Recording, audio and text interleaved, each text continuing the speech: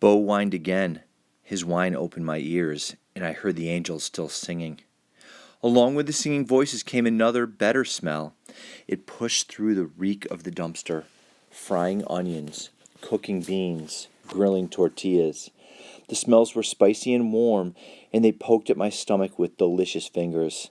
It smelled like Jess's kitchen when her grandma was visiting from Mexico. I got on my hands and knees and peeked around the corner of the dumpster. There was a door propped open across the alley. The singing and smells were coming from inside. I squinted at the handwritten sign hung on the door. San Cristobal's Restaurante. Please use the front door. Beside me, Bo whined and licked his lips. We both were smelling that food, and I'm sure our bellies were saying the same thing. I got to my feet and gasped as the pain in my head roared louder, like someone had turned the volume knob as far as it would go. I squinted and gritted my teeth. Bo was pressed into my leg, his tail thumping against me.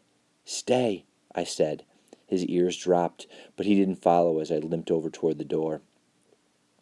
Inside was a narrow hallway crowded with boxes. At its end was the kitchen, noisy and clattering with the sounds of cooking. I could see the backs of 3 women stirring and chopping and moving pans around on a couple of giant stoves. They were the ones singing. They were the angels. A little radio was up on the shelf blaring out some song in Spanish, but their voices drowned it out as they sang along. The song sounded like it was about heartbreak or hope, or maybe a little of both. Their voices rose and fell and rang with emotion as they worked. Their singing, and all those sad Spanish words, and the sweet, spicy smells of the food at their hands all mixed together into something that stuck me right there where I was standing. I leaned my head against the door jamb and just breathed and listened and smelled. It was something wonderful.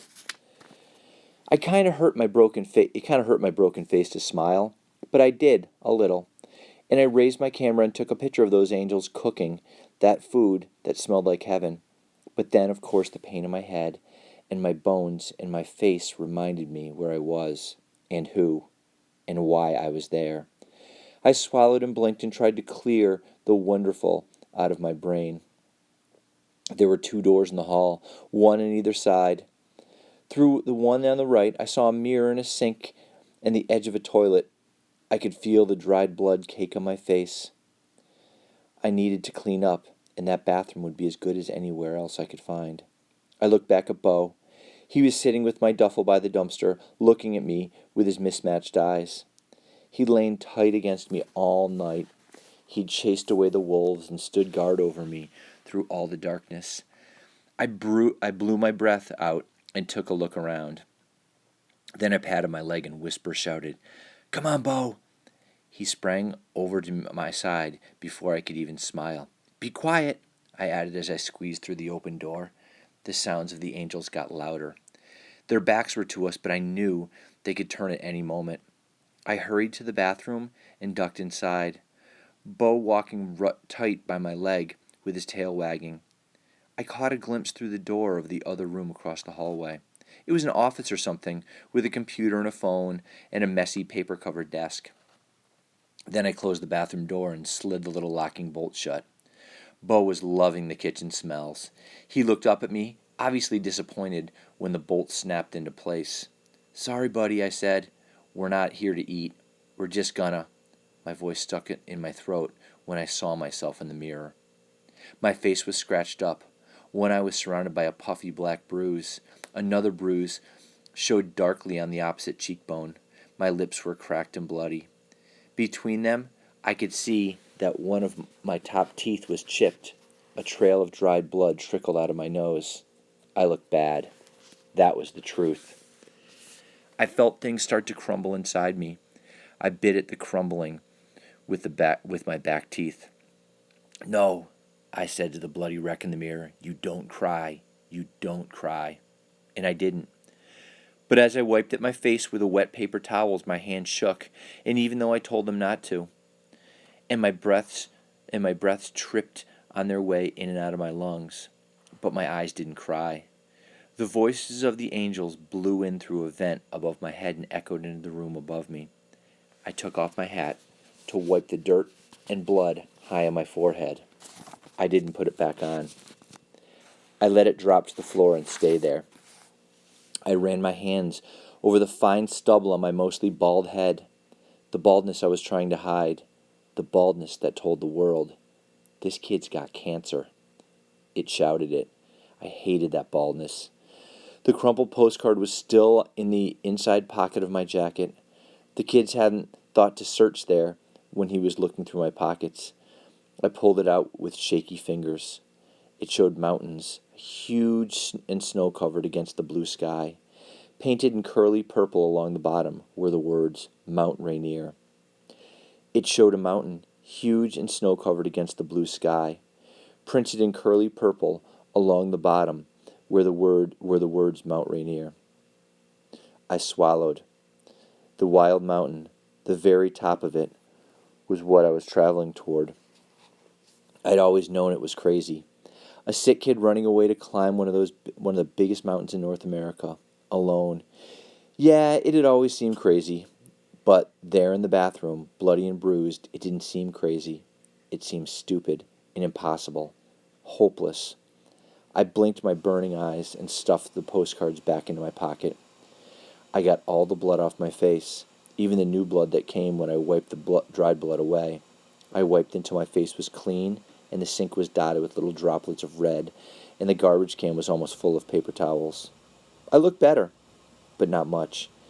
And all the while, I thought about the money that wasn't in my pocket, and the food that wasn't in my belly, and the hurt that was all over me, and the mountain I was supposed to climb. I didn't cry, but I may as well have. I looked at myself in the mirror, standing there not crying, with my hat on the ground. I looked small and weak. I looked alone. I hated myself. The camera hung around my neck. I held it low in front of my chest and took a picture of my ugly reflection in the mirror. I didn't smile.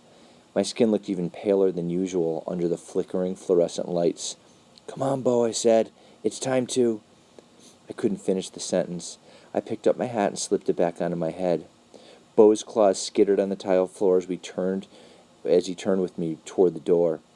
I knew what I had to do. I blew out a tired breath, opened the door, and almost ran into a singing lady walking toward the alley with a garbage bag in her hand. She was tall, with her hair pulled up under a hairnet. We both stopped. Her voice cut off in mid-song. Her eyes and mouth got big. She shouted something in Spanish. It didn't seem mean, or angry, or scared, just alarmed. The other angels stopped their singing. Then they were there in the crowded little hallway with us. Their surprised eyes took me in, up and down, and then Bo. I could have run. I should have run probably, but I was frozen by my hunger and my hurting, by my loneliness, by the sound their voices made while they were singing, by their friendly round shapes of their faces, even when they were surprised by a crazy kid and his dog in the kitchen, by their warm brown eyes that reminded me of Jess. They whispered to each other in words I couldn't understand. Then the tall one reached forward, slow and easy, and touched the bruise on my cheek. I didn't pull away. Another one stretched out her hand and touched the cut over my eye. They talked back and forth to each other, their voices rising. They nodded their heads and said kind words into my eyes, words I didn't know. It felt good to be touched, good to be cared for. Then I heard one of them say a word I did know. Policia. The word threw cold water on the warmth that I'd been slipping into. "No," I said, shaking my head. "No police." My brain struggled for the few words of Spanish I'd picked up. "Por favor." That meant please. I was sure. "Por favor, no policia." Their faces wrinkled in confusion, and they did more urgent whispering back and forth to one another. I saw the office behind them across the hall. I pointed at it, then held my hand up to my ear like a phone. Telephone? I said. Telefono? I licked my cracked lips. I need to call my parents. Mama? I said it with the Spanish accent at the end, like Jess did. Mama y papa? Telefono, por favor? The worried lines in their faces softened. There was a little more whispering. Then they stepped to the side. The tall woman who'd first found me put her arm around my shoulder and guided me toward the office. "See," she said. "See." She smelled like flowers and warm food. I slipped into the little office, Bo coming with me, but looking up at them and grinning as he passed, tail slapping back and forth. He's always friendly with people in kitchens. I closed the door on their watching faces, blocking out their curiosity and the smells of the kitchen. My mouth was watering and my stomach grumbled angrily, but I turned toward the phone on the messy desk. I fumbled in my pocket for the napkin with a phone number on it, the one from the TV screen in the diner. I picked up the phone. I dialed. The dial tone hummed in my ear. In my other ear, I could still hear the radio playing. The angels were silent, waiting. I bit at my lip and tasted blood. With a trembling finger, I started to dial the numbers. I thought of how sick I felt, how hurt. I thought of the fists and feet the night before. I thought of all the money that was gone. I thought of how small and weak I'd looked in the mirror. I thought of how far I still had to go. My headache was a growling grizzly with sharp claws. Washington State Law Enforcement Tip Hotline, a voice blared in my ear. It fought with the aching for space in my head. "Yeah," I said. My voice barely made it out of my mouth, so I cleared my throat and tried again. "Yeah, that missing kid? The one from Wenatchee?" The next words waited to be said. They waited with the angel's still silent voices. "Yes," the man said into my ear. "Yes, do you have any information about the missing child?" "Yes," I said, and I opened my mouth. But then Bo barked. Bo almost never barks. He almost never barks. Unless he's mad. That's the truth. His bark was loud in the little office. I blinked and looked down at him. His ears were pointed up at me, but his tail wasn't wagging. He twisted his head to the side and looked at me. And he whined just once. I looked into his green eyes, and then this brown one. My head cleared. Here's what I don't get. Why giving up always sounds good until you do it. Yeah, I was sick and hurt. So what? That was nothing new. Yeah, most of my money's gone, but I still had some. Okay, some wolves had torn me up the night before. But then, angels woke me up. Sure, I was all alone, but I had Bo with me, and one Bo was worth more than a whole world full of alone. I looked up at the clock on the wall. I still had time. "Excuse me, do you have information about the missing child?" "Yeah," I answered, dropping the napkin into the garbage can. "He's in Moses Lake. I saw him. I'm sure of it." I hung up the phone. Bo was still looking up at me. "Thanks, buddy," I said. He wagged his tail and flopped his tongue out of his mouth in a wide smile. The angels were waiting in the hall when I opened the door. The tall one reached out and pressed something into my hand. It was a warm paper towel, all bundled up. I peeked inside and saw a fresh tortilla stuffed with rice and beans and onion and red salsa and green cilantro and grilled chicken. The smell that wafted up to me almost made my knees buckle. Tears burned into my eyes, probably from all the spice in the air. I blinked them away, like I had in the bathroom. "Gracias," I said to the women, and once was not only it was not anywhere near enough. So I said it again, holding the warmth of their food in my hand. "Gracias." They smiled and nodded.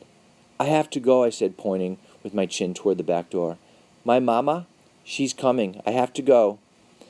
And when you're talking to someone who might not know what you're saying, lying to good people just feels bad. But it had to be done, so I did.